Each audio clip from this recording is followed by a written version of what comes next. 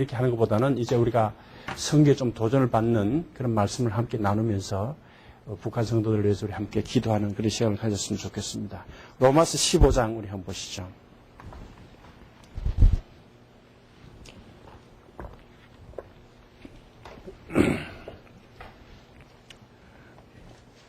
로마서 15장 14절부터 우리가 한번 보겠습니다.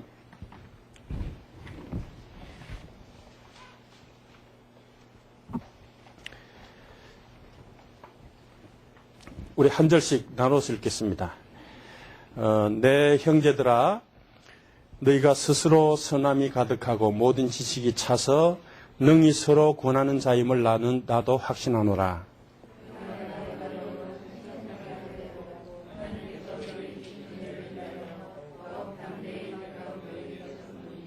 이 은혜는 곧 나로 이방인을 위하여 그리스도 예수의 일꾼이 되어 하나님의 복음의 제사장 직분을 하게 하사 이방인을 제물로 드리는 것이 성령 안에서 거룩하게 되어 받으실 만하게 하려 하심이라.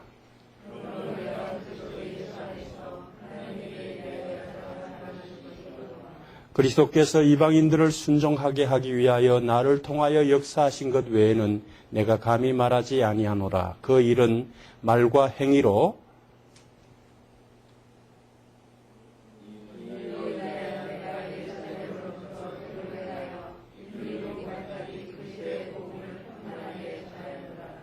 제 성경은 개역편이 좀 다르군요. 또 내가 그리스도의 이름을 부르는 곳에는 복음을 전하지 않기를 힘썼노니 이는 남의 터 위에 건축하지 아니하려 함이라.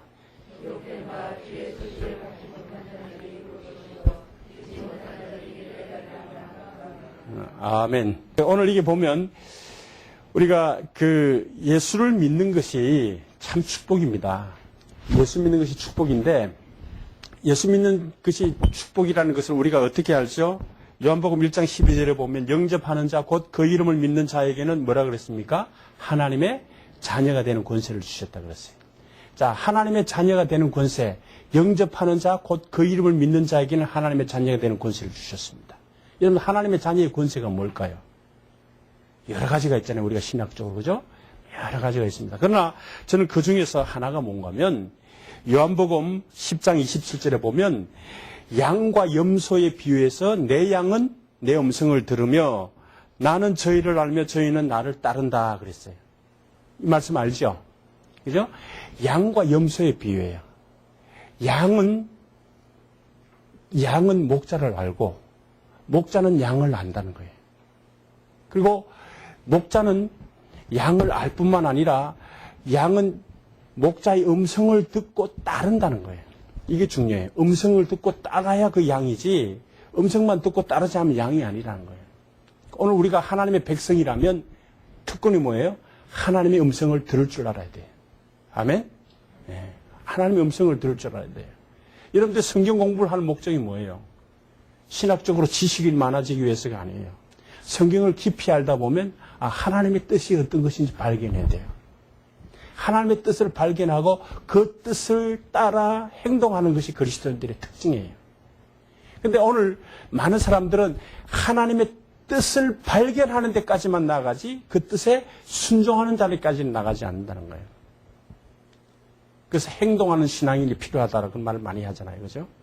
오늘 그리스도인들이 우리 행동하는 신앙인이 필요해요. 성경에 모든 약속들이 있는데 그 약속은 순종할 때 받습니다. 그죠?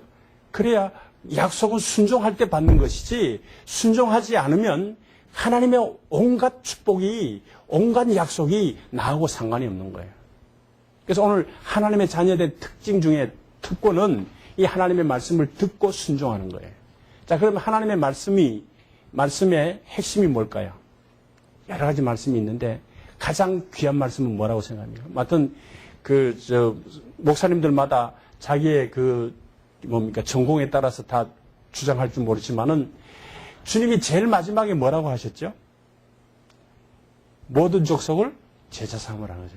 이것은 주님의 유언과도 같은 말씀이에요. 그러니까 오늘 우리가 하나님의 백성이라면 그 말씀에 귀를 기울여야 돼요. 여러분들 하나님의 백성이 아니면 그 말씀에 귀를 안 기울여도 괜찮아요. 그러나 하나님의 말씀, 자녀라면 모든 족속을 제자 삼으라는 이 말씀은 우리가 귀를 기울여야 돼요. 그렇죠? 그래서 이것을 귀를 기울이는 우리 크리스찬이 됐으면 참 좋겠습니다. 참 좋겠습니다. 그래서 오늘 사도 바울이 이 말을 이렇게 강조를 합니다. 사도 바울은 첫 번째로 우리가 복음을 전하는 것을 제사 드리는 걸로 봤어요. 우리 오늘 본문 16절을 한번 보십시다. 우리 다 같이 한번 읽겠습니다. 시작.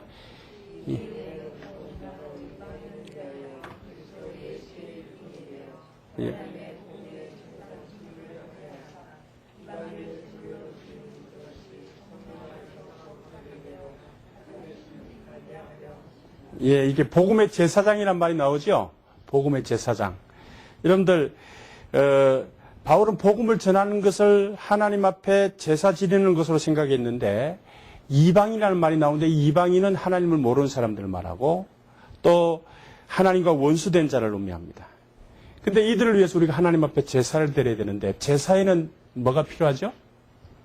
제사장과 제물이 있어야 되죠. 그죠? 그래서 예수 그리스도께서 우리를 위해서 희생 제물이 되어 주셨습니다. 그래서 우리가 하나님 앞에 담대히 나아갈 수 있죠. 그죠? 그러나 사도 바울은 그런 구약에 있는 그런 제도보다는 이렇게 단순하게 생각했어요. 복음 전하는 것을 제사로 생각했으면 제사장은 바로 우리다. 그럼 제물은 누군가? 이방인이 제물이 된다는 거죠. 이방인이 하나님 앞에 나오게 하는 역할을 누가 해야 되는 겁니까? 우리가 해야 되는 거예요. 우리가 복음의 제사장입니다. 아멘? 그러니까 오늘 여러분들 하나님께서 먼저 부르신 목적이 뭔가? 복음의 제사장으로 우리 불렀다는 거예요. 성경 한번 더 찾아봅시다. 베드로전서 2장 9절. 우리 다 외우는 분도 계실 텐데. 자, 시작. 오직 너희는 택하신 족속이요 왕같은 제사장들이요 거룩한 나라요 그의 소유된 백성이니 이는 너희를 어두운 데서 불러내어 그의 기이한 빛에 들어가게 하신 자의 아름다운 덕을 선포하게 하여. 선전한다, 선포하게 한다. 이렇게 했어요. 그러니까 우리를 하나님께서 제사장 삼은 것은, 거룩한 백성 삼은 것은 왜요? 주님의 아름다운 덕을 어떻게 하기 위해서? 선포하기 위해서. 우리가 만인 제사장이라 그러잖아요. 그죠? 그래서 얼마나 좋아요. 그죠? 담대히 하나님 앞에 나올 수 있는데, 그렇게 우리를 삼으신 것은 뭔가 하면 주님의 아름다운 덕을 선포하도록. 이것이 얼마나 큰 특징인지 몰라요. 그래서 우리는 이런 놀라운 특권이 있다는 것을 아시기 바랍니다. 여러분들, 하나님께서 여러분들을 하나님 백성 삼으신 분명한 목적이 있어요. 그 목적이 뭔가? 이 복음을 선포하도록. LA에 몇 개의 교회가 있습니까? 한국에는 지금 한 5만 개 교회가 있는데 5만 개 교회가 들어섰다. 그 중에서 약 3천 교회가 1년에 세워졌다 무너졌다 그러는데 3천 교회 이상이 세워졌다 무너졌다 그래요. 그만큼 개척교회가 힘들다는 이야기죠. 근데 그 교회마다 하나님께서 세우신 목적이 있어요. 왜 그랬을까요? 주의 아름다운 덕을 선전하도록. 교회 존재 이유는, 오늘 우리 그리스도인들의 존재 이유는 그게 있습니다. 오늘 여러분들의 직업에, 왜 여러분들이 직장 생활하고 왜 직업을 가지고 있습니까? 돈 벌고 있기 위해서? 먹고 살기 위해서? 아니죠. 뭐 하기 위해서? 직업을 통해서 그리스도를 선전하기 위해서. 그래서 세운 거예요. 믿으면 아멘 한번 하십시오. 아멘. 그래야 우리의 직업이 참 보람되죠. 여러분들 먹고 살기 위해서 일한다고 생각해 보세요. 여러분들 인생이 얼마나 비참합니까? 우리 그렇게 하도록 우리를 부르시지 않았어요. 그 직업을 가진 것도, 여러분들이 일을 하는 것도, 공부하는 것도, 자녀를 키우는 것도 이 일을 위해서 하나님의 아름다운 덕을 선전하도록, 선포하도록 하기 위한 겁니다. 오늘 여러분들이 이 화요일 날 퇴근하고 힘든 때, 피곤한데 우리 또 김 교수님 강의를 듣기 위해서 이곳에 오신 목적이 뭡니까? 이 좋은 것을 듣고, 이 아름다운 것을 듣고, 또 말씀을 바로 배워서 이 말씀을 올바로 전파하기 위해서입니다. 아멘? 이게 목적이 돼야 돼요. 이게 목적이 아니면 안 된다는 거예요. 교회 존재 이유도, 우리가 말씀을 공부하는 것도, 직업을 가지는 것도 이런 목적을 가지고 해야 된다는 것을 기억하십시오. 그러면 이것을 할 때 하나님이 나와 함께 하신다는 거예요. 하나님 나와 함께 하시리라. 이런 간증들이 참 많아요. 중국의 선교사가 부부가 이제 선교지에 갔습니다. 갔는데 남편이 죽은 거예요. 선교사 남편이 죽은 거예요. 그래서 남편이 죽었다고 공항부에서 연락이 와서 가보니까 차량이 부딪혀서 교통사고로 죽었다 그러는데 차 부딪힌 것을 본다든지 이러면 그렇게 해서 도저히 남편이 죽은 것으로 생각이 들지 않더래요. 그래서 그 부인이 이제 의심을 하기 시작한 거예요. 그래서 이제 하려고 그러니까 공항국에서 가만히 보니까 이 사람이 한국 사람인 줄 알고 죽였는데 미국 시민권을 가진 사람이에요. 한국 사람이지만. 그래서 나중에 일단 죽여놓고 보니까 이게 큰일 났다 이 말이죠. 그죠? 미국 시민권 가진 사람이니까 그 부인이 고소를 하면 큰일 나잖아요. 그러니까 이 사람이 이제 중국에서는 그 공항국에서 이제 당황하기 시작했어요. 그래서 이 부인도 이걸 가지고 내가 이제 고발을 해야 되겠다. 도저히 못 참겠다. 그런데 하나님 앞에 음성이 들려오는 거예요. 너 중국에 뭐하러 왔냐? 남편 죽었다고 고소하러 왔냐? 자기들이 중국 선교사로 올 때는 중국에서 죽겠다고 각오하고 왔잖아요. 너희들이 중국에 와서 죽겠다고 각오했는데 남편이 죽었는데 왜 고소하려고 그러냐? 그런 생각이 들더래요. 그래서 그러면 안 되겠구나 싶어서 이 부인이 고소할 마음을 접었어요. 그러니까 공항국에서 얼마나 감사하겠어요. 그러니까 막 그 교회를 세우는데 도와주는 거예요. 도와주면서 협조도 하고. 근데 이렇게 부탁을 합니다. 30명이 이상 모이면, 30명이 이상 모이면 동네에서 이제 고발을 하면 우리가 조치해야 되니까 30명 이상 모이지 않도록만 만들라는 거예요. 그래서 한 30명 넘으려고 그러면 또 다른 데서 교회 세우고, 또 하면 교회 세우고. 그래서 그분이 50개 교회를 세웠대요, 설교사님이. 이거 보십시오. 그 선교 현장에 주님 때문에 함께 하니까, 주님 말씀대로 순종하니까 하나님이 함께 하는 기적들을 보지 않습니까? 그죠? 저도 이 선교 현장에서 살아가면서 하나님이 구체적으로 나와 함께 한다는 경험을 참 많이 합니다. 우리 마태복음 28장 마지막 절이 뭐라 그래야 되죠? 우리 다 같이 한번 외워볼까요? 시작. 볼지어다 내가 세상 끝날까지 너희와 항상 함께 하시리라. 그 전에 19절에 뭐예요? 모든 족속을 제자로 삼으라. 그래서 가르쳐 지키게 하라. 명령이 나오죠. 그죠? 하나님의 명성대로 모든 족속을 가르쳐 지키게 하고 병 고치게 하고 또 가서 복음을 전파하면 그러면 하나님이 나와 함께 하시겠다는 거예요. 그러니까 하나님의 약속을 순종할 때에 하나님이 나와 함께 한다는 경험을 하게 되는 거예요. 믿습니까? 그러니까 이거를 중요해요. 오늘 여러분들이 하나님이 나와 함께 한다는 경험을 뼈저리게 느끼지 못한다면, 순간순간 느끼지 못한다면 말씀대로 살지 않기 때문에 그래요. 오늘 하루를 살면서 아침에 일어나서 큐티하잖아요. 큐티하면서 한 말씀이 떠오르면 그 말씀대로 오늘 내가 살아보겠습니다. 살아보십시오.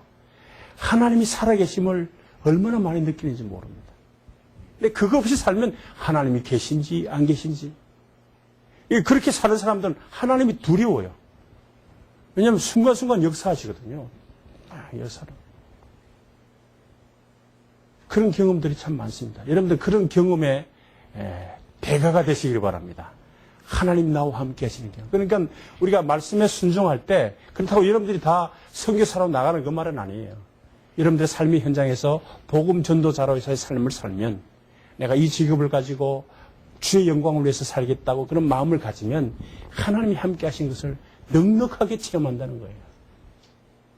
그 다음에 또 우리가 기억할 것은 이 사도 바울은 채무의식이 있었어요. 빚진 자의 마음을 가지고 있었어요. 우리가 로마서 1장 14절을 한번 읽어보십시다. 시작. 로마서 1장 14절. 다 같이 보겠습니다. 헬라인이나 야만이나 지혜 있는 자나 어리석은 자에게 다 내가 빚진 자로다 그랬어요. 사도 바울이 헬라인이나 야만인이나 지혜 있는 자나 어리석은 자에게 다 빚진 자라 그랬어요. 사도 바울이 무슨 빚을 졌어요? 그 사람들에게 돈 꿨어요? 사랑의 빚을 졌어요. 복음의 빚을 졌어요. 복음의 빚을 졌어요. 사도 바울이 예수를 얼마나 극적으로 예수를 믿었어요. 다메섹 도상에서 하나님께서 그를 부르셨잖아요. 이방인의 사도로 삼으셨잖아요. 그러니까 사도 바울이 그 하나님의 부르심을 받고 나니까 너무 감격스러운 거예요. 그 은혜가 너무 큰 거예요. 그러니까 나는 공고한 자로다 그러면서 자기는 복음의 빚진 자란 고백을 수도 없이 많이 합니다. 받은 은혜가 크기 때문에 그래요. 자, 그렇다면 오늘 우리는 어떠세요? 복음의 빚진 자가 아닙니까? 저는 한국 교회 역사를 한번 살펴보도록 하겠습니다. 여러분들 개신교 최초의 선교사가 누구죠? 로버트 토마스. 기억하시죠? 자, 그분을 일생을 더듬어 보면 참 감격스러운 게 너무 많은데, 이번 1863년에 런던 대학을 졸업을 했어요. 목사의 아들로 태어나서 어렸을 때 동양 선교에 대한 비전을 가지고 런던 대학을 졸업을 했어요.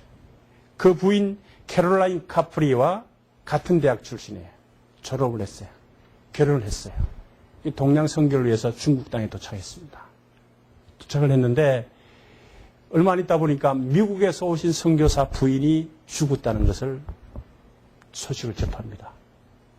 이 부인이 이제 결혼을 했으니까 뭐가 생겼겠어요? 아기가 생겼을 거 아니에요, 그죠? 뱃속에.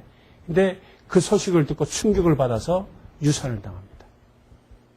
그러다 유산 당할 때에 좀 관리를 잘해야 되는데 기후라든지 음식이라든지 풍토병 이런 것 때문에 이 캐롤라인 여자가 죽어요. 토마스 선교사가 얼마나 가슴이 아프겠습니까? 그래서 그가 런던 선교회에 1864년 4월 5일에 쓴 편지는 이런 내용이 있습니다.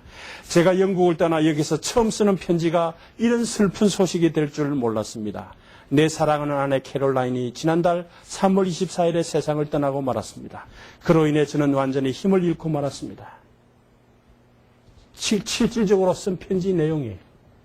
아내가 죽고 난 뒤에 힘이 빠져가지고 선교사가 그렇게 합니다. 더 이상 글을 써내려가지 못합니다. 벅차오른 감격, 슬픔 때문에 글을 쓸 수가 없습니다. 이전보다 더 귀한 선교 사역을 위해서 노력하겠습니다마는 현재는 일어날 수 없는 깊은 절망 속에 빠져 있습니다. 이렇게 했죠. 자, 그런데 하나님께서는 이 토마스 선교사를 가만두지 않고 알렉산더 윌리엄스라는 사람을 통해서 다시 힘을 얻게 만듭니다. 그 선교사, 선배 선교사님인데 이제 권면하고 막 이제 용기를 주고 또 하나님 힘을 주시고 그러니까 힘을 얻었어요. 그런데 한국에서 두 청년이 왔는데 조선에 대한 이야기를 듣는데 전혀 조선에는 복음에 대해서 모른다는 것을 깨닫습니다. 그래서 그분이 재령에 가서 항해도 재령에 가서 몇 개월 있으면서 한국말을 배웁니다. 그리고 또 그 지형 답사를 다 합니다. 그러다가 다시 중국에 와서 제너럴홀 타고 통역관으로 그 배를 탑니다. 타고 대동강 그 뒤에 여름잔 하잖아요. 대동강에 갔는데 거기서 불을 지르잖아요. 불을 지르는데 많은 사람들이 다 뛰어내리는데 이 토마스 선교사는 성경책과 신앙서적을 가지고 뛰어내립니다. 근데 제일 마지막에 뛰어내리니까 이 밖에서 있던 사람이 뭐라 그래요? 이 괘씸한 놈 왜 빨리 안 뛰어? 뭘 가지고 했는가 봤더니 성경책이. 그래서 박규수가 거기서 죽이지 않습니까? 그리고는 이제 그 성경책을 가지고 이 사람들이 뭔가 싶어서 보기 시작했는데 그게 증거돼서 복음에 뿌리를 내린 거예요. 한국 교회에 뿌리를 내린 거예요. 이 역사적 사실 믿습니까? 동양 선교의 꿈을 가지고 중국 땅에 왔지만 하나님은 그분을 한국 기독교의 하나의 미랄로 삼으신 겁니다. 아멘. 우리 복음의 빚을 지지 않았습니까? 그죠? 그뿐만 아니라 우리가 언두우드라는 목사님을 기억하죠. 이분은 장로교회 최초의 선교사인데 이분은 원래 인도 선교사로 가려고 마음을 먹은 사람이에요.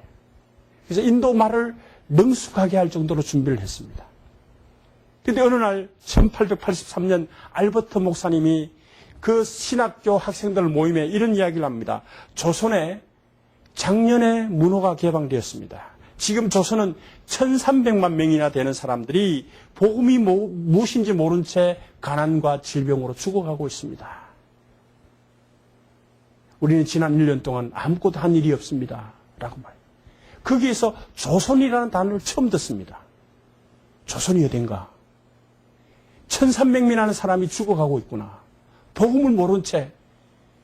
그러니까 이 언더우드가 그 이야기가 밤새도록 떠나지 않는 거예요. 하나님 앞에 기도합니다. 하나님, 이 조선을 어떻게 하렵니까? 1300명이 죽어가는데 어떻게 할 겁니까? 근데 하나님께서 언더우드에게 말합니다. 조선을 위해서 갈 사람은 없다. 그럼 조선은 어떻게 되느냐? 언더우드는 그럼 제가 가겠습니다. 제가 가겠습니다. 그래서 이제 언더우드가 그걸 바꿔가지고 진로를 바꿔서 한국에 오게 되는 겁니다. 그때 한국 선교사라고 간다 그러니까 선교부에서 반대하는 거예요. 왜 반대하는가 하면 그때 여러분들이 잘 아는 천주교 박해가 있던 시절 아닙니까? 그죠? 천주교 박해로 인해서 많은 사람들이 죽고 그러니까 갈 수 없다는 거예요.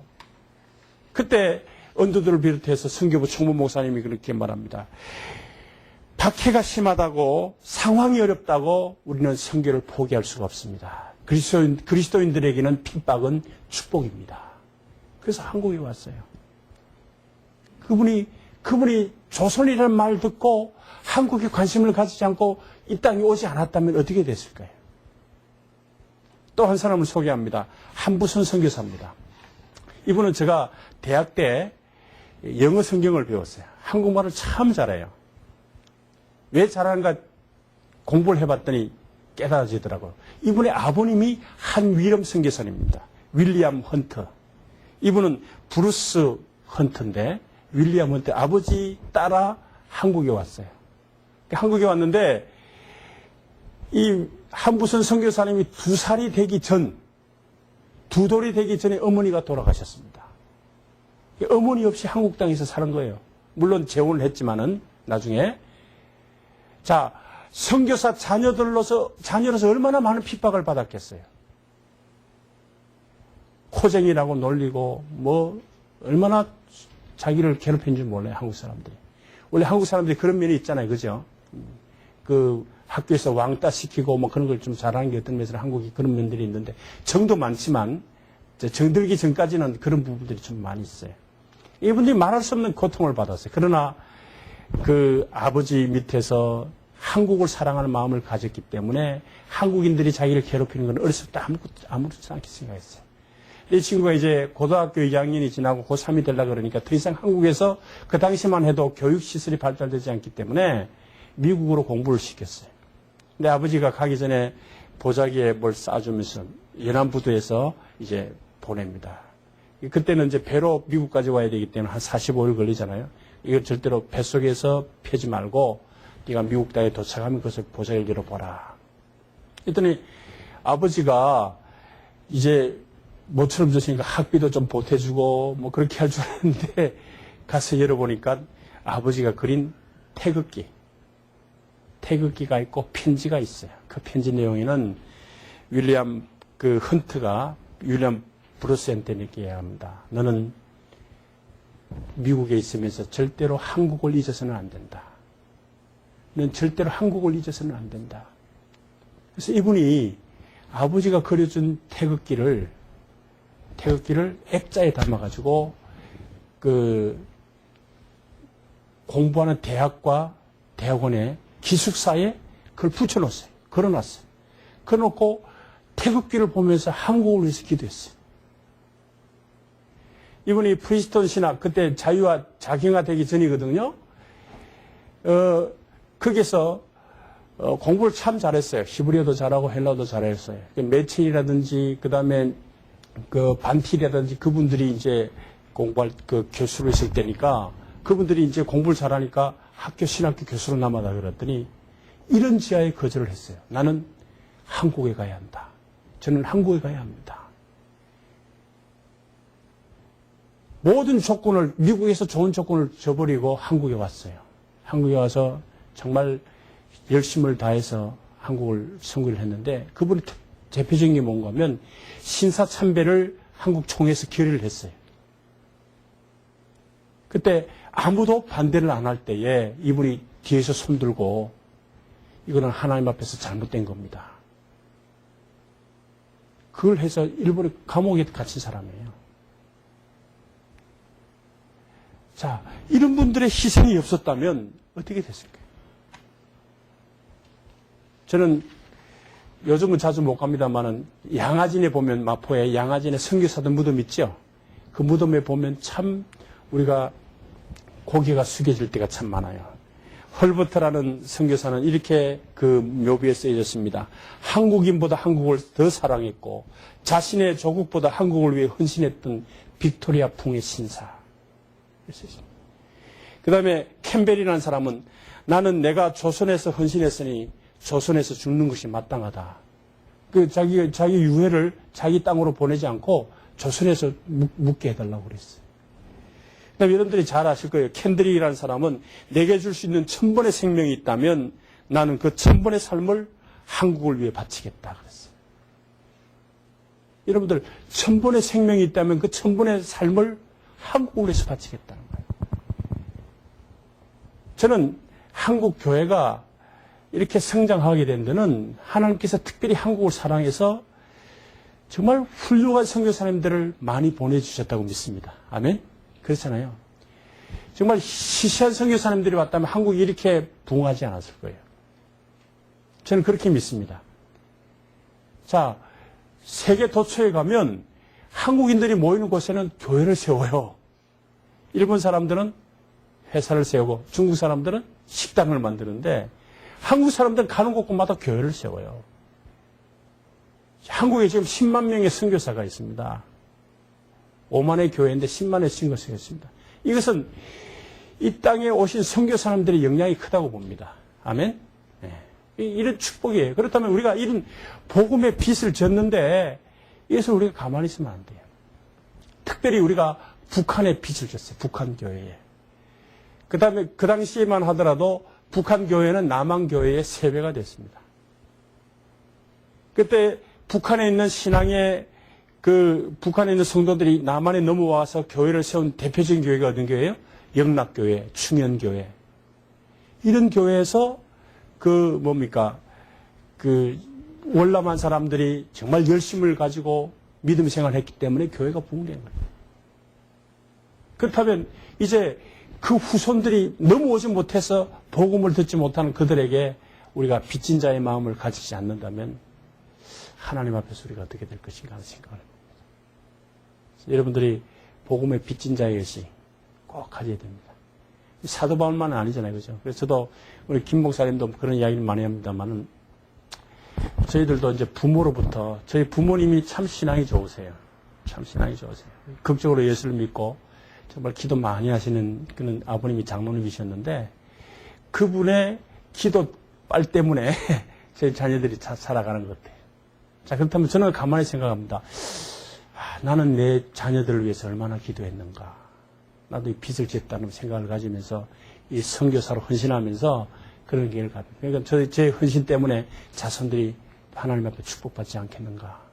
또 여러분들도 아마 그런 마음을 가질 거예요. 그죠? 그래서 우리가 복음의 빚진 자의 의식을 가지고 정말 우리 자녀들에게만 할 것이 아니라 이것을 땅끝까지 증거하는 그런 사명을 감당하는 여러분들에게 축원합니다.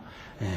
그 다음에 이제 마지막으로 우리가 또 제가 이걸 하고 좀 이제 질문 있으면 질문 좀 받도록 그렇게 하겠습니다. 이 사도 바울은 이 로마서를 쓰면서 그 속에 어떤 종말의식이 강했어요. 종말의식. 종말의식이 뭡니까, 여러분들? 주님이 오신다는 확신. 마지막 때가 있다는 거예요. 우리가 기독교 역사는 어떤 역사입니까? 일직선의 역사 아닙니까? 그죠? 시작하는 때가 있으면 어떤 때가 있어요? 마지막 때가 있죠. 그죠? 마지막 때 없어요? 인생이 태어나면 죽을 때가 있듯이 역사도 시작이 있으면 끝이 있습니다. 창세기는 시작을 알린다면 계시록은 마지막을 우리에게 가르쳐주지 않습니까? 그죠? 그렇다면 시작과 끝이 있다는 것을 사도 바울은 믿었어요. 그래서 사도 바울이 그 당시에 온 세계를 어떻게 봤는가 하면 지중해 연안을 온 세계로 봤어요. 사도 바울이 지중해 연안을 온 세계로 봤기 때문에 안디옥에서 소아시아에 전도하러 몇 번 왔다 갔다 했죠? 3번 왔다 갔다 했잖아요. 그죠? 그리고 사도 바울 생각은 이 로마서를 쓰게 된 것도 사도 바울은 우리가 21절을 한번 보십시다. 22절, 23절에 보면 그러므로 또한 내가 너희에게 가려 하던 것이 여러 번 막혔더니 이제는 이 지방에 일할 곳이 없고 또 여러 해 전부터 언제든지 서바나로 갈 때에 너에게 가기를 바라고 있었으니 그랬어요. 사도 바울이 어디를 가기를 원했어요? 서바나. 서바나가 어딘가 하면 스페인이. 여러분들 지중해를 보면 안디옥은 여기에 있고 스페인은 어디 있습니까? 지중해 제일 끝에 있죠. 동쪽과 서쪽에 있습니다. 이렇게 완전히. 자, 끝에 있다면 이 안디옥에서 사도 바울은 소아시아 전도할 때 그 아시아 지역 갔다가 돌아오고 그렇지 세 차례 하지 않았습니까? 그러니까 서바나가 저기 있으니까 갔다가 올라오면 얼마나 힘들겠어요. 그러니까 이 가운데 있는 로마 교회가 자기를 선교사로 파송해 달라. 그래서 쓴 것이 로마서예요. 그 로마 교인들이 사도 바울을 모르잖아요. 그죠? 그러니까 믿음의 도리가 무엇인지를 서론에 그렇게 설명을 쭉 해놓은 거예요. 자기의 신앙 고백, 자기의 신앙 간증이라고 할까요? 그런 것들이 있어요. 자, 그러면서 사도 바울은 그 가슴 속에 이 천국 복음이 모든 민족에게 증거되기 위해서 온 세계에 전파되리니 그제야 끝이 온다는 마태복음 24장 14절에 있는 말씀을 생각하고 천국을 주님을 빨리 오시게 하려면 어떻게 될까요? 자기가 온 땅에 복음을 증거해야 된다고 생각을 했어요. 그래서 사도 바울이 그렇게 전도에 열심을 낸 거예요. 저도 이제 터키 그 성지순례 가봤는데 그 버스 타고 가도 한참 가잖아요. 8시간 이렇게 가는 그런 거리를 사도 바울은 뭐 걸어서 전도하러 갔다고 생각하니까 정말 존경스럽더라고요. 근데 사도 바울의 그런 면에는 복음에 대한 열정이 있었겠습니다만은 그 속에 사도 바울의 종말론, 주님을 빨리 오시게 해야 되겠다는 그런 그 어떤 의식이 있었던 것 같아요. 이 천국을 믿는 거죠. 그래서 사도 바울의 서신서에 천국에 대한 사상이 분명합니다. 주님이 오실 것을 대비하라는 이야기도 우리에게 많이 합니다. 그렇죠? 데살로니가 전서에 보면 그런 게 있잖아요. 자, 그렇다면 오늘 우리들이 살아가는 데 있어서 천국에 대한 소망을 갈망하면서 살아야 될 것 같아요. 근데 천국 믿습니까? 천국 들어갈 수 있어요? 제가 전도 폭발하면서 이제 전도를 해보니까 예수 믿습니까? 믿습니다. 그래, 천국 갈 수 있습니까? 그랬더니 그건 잘 모르겠는데요. 많은 사람들이 천국을 뭐 해야 가는 줄 압니까? 어떤 일을 해야 천국에 가는 줄 착각하는 그리스도인들이 있습니다. 그러나 우리가 예수를 구주로 영접하면 어떻게 되죠? 천국에 갈 수 있습니다. 아멘? 그러면 여러분 천국에 간 비자를 받았어요. 미국 올 때 비자 받으셨죠? 비자 안 받고 오신 분은 아무도 없잖아요. 비자 받아야 미국에서 출입국에서 통과시켜주는데 우리가 비자를 받고 난 뒤에 여러분들은 뭘 하십니까? 한국에 있을 때 뭘 하셨어요? 미국 올 비자를 받고 난 뒤에도 여러분들이 뭐 한국에서 살고 궁리했어요?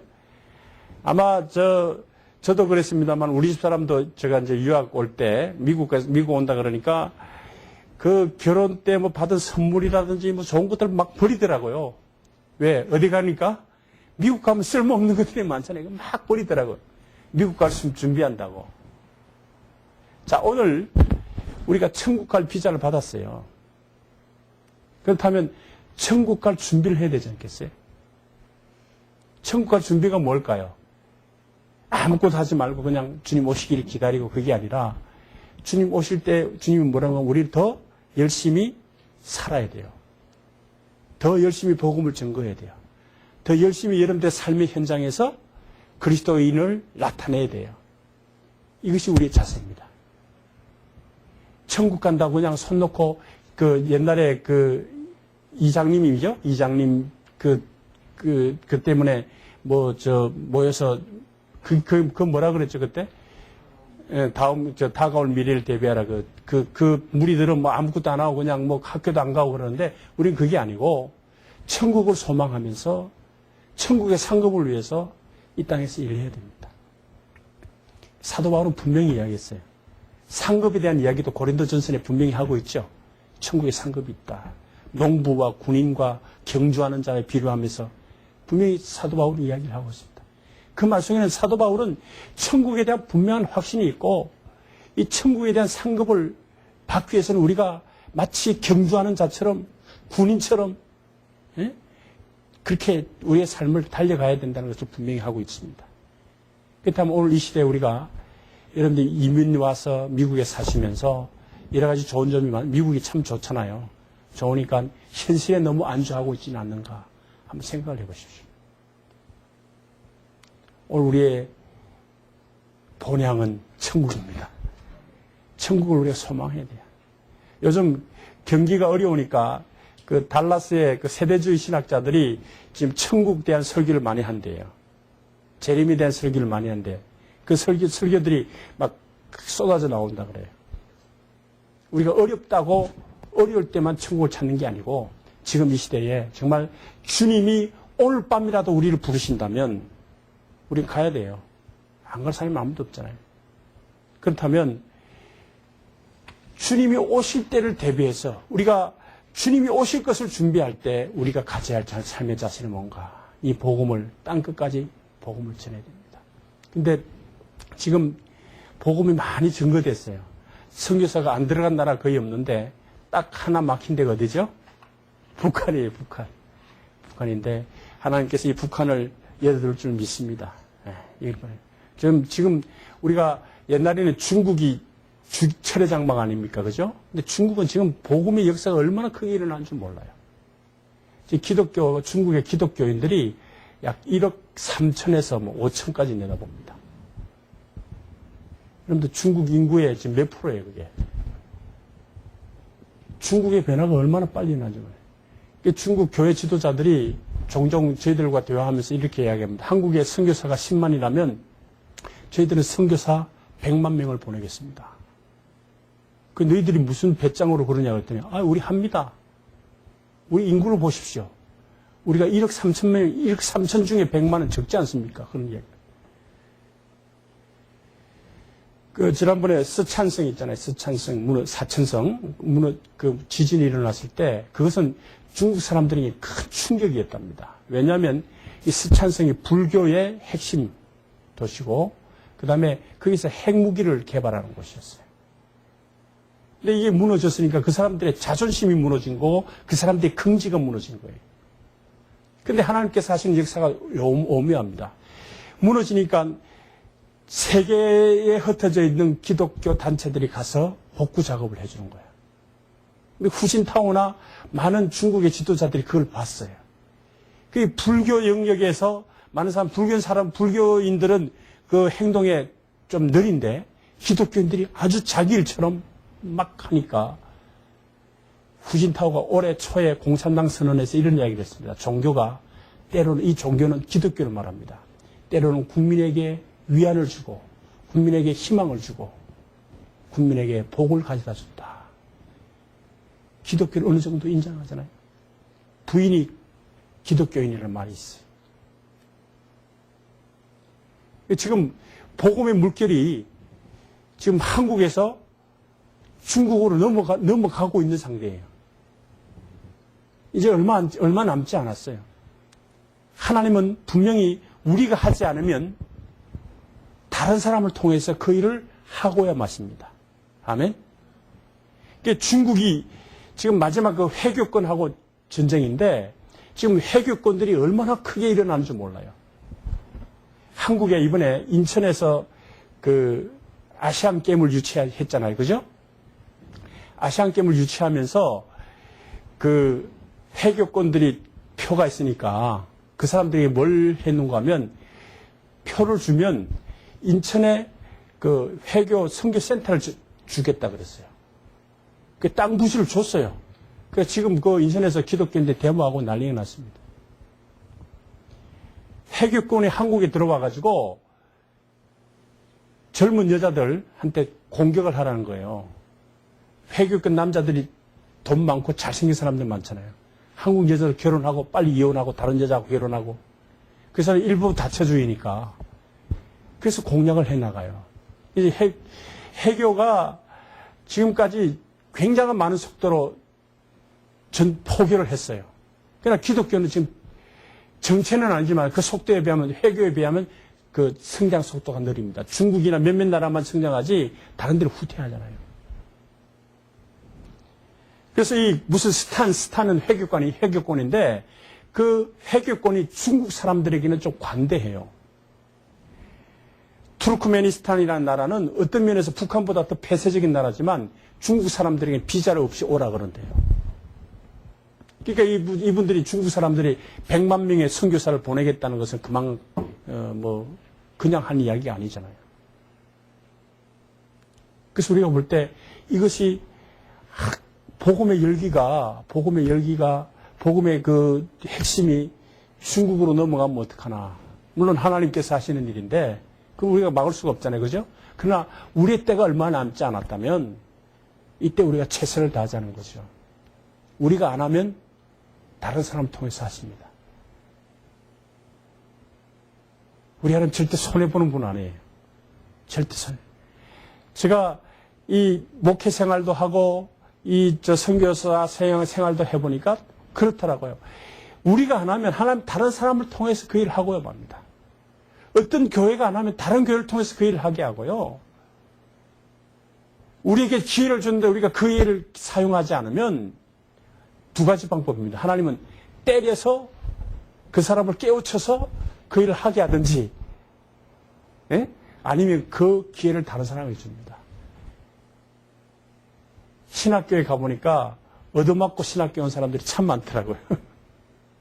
이제 우리 공부하는 사람들 가운데 저보다 10살, 15살 많은 분들이 보는데, 그 기회가 있을 때 기회를 놓쳐가지고 얻어맞고 난 뒤에 이제 두 손 두 발 다 들고 천보여지없어 손 들고 옵니다 하면서 신학교 오신 분들이 많더라고요.